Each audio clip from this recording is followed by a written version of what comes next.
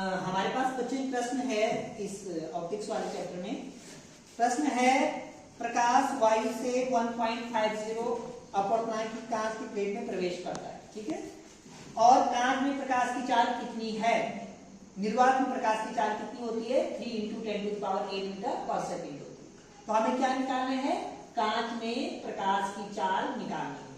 सबसे पहले हम क्या करेंगे बच्चों, हमें क्या क्या दे रखा है उसको हम लिख देंगे। यहाँ पे दिया है कांच का अपवर्तनांक n बराबर कितना है? 1.50 मीटर पर सेकेंड। यहाँ पे आ जाएगा, ये वैल्यू हम पुट करेंगे यहाँ पे। फिर दूसरा लिखेंगे हम यहाँ पे निर्वात या वायु में प्रकाश की चाल। ये अंडरस्टूड है, आपको पता है कि क्या होता है? c बराबर कितना होता है? 3 × 10⁸ मीटर प्रति सेकेंड होता है। ये भी आपको पता है। दो चीजें पता लग गई। माना कांच में प्रकाश की चाल क्या है? v है यहाँ पे। तो अब हम सूत्र लगाएंगे यहाँ पे। सूत्र किस सूत्र से निकालेंगे? हम अपवर्तनांक का सूत्र लगाएंगे यहाँ पे।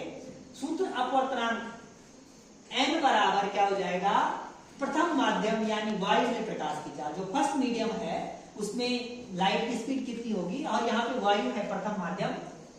दूसरा माध्यम हमारे पास कांच है, द्वितीय माध्यम में कांच में प्रकाश की चाल, तो ये अपॉन में आ जाएगा।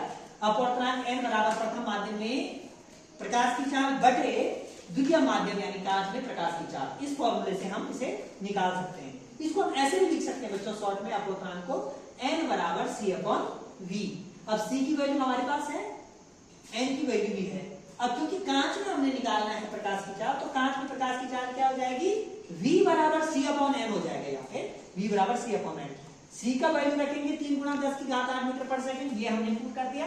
फिर उसके बाद हमने क्या रखना है? कांच का अपवर्तनांक लिखना है हमें, n बराबर 1.50 हमारे पास मीटर पर सेकेंड में है। इसको हम क्या करेंगे? सॉल्व करेंगे तो 2.0 × 10⁸ मीटर पर सेकेंड आपका आंसर आ जाएगा। इस तरीके से इस सवाल को सॉल्व करेंगे, ठीक है।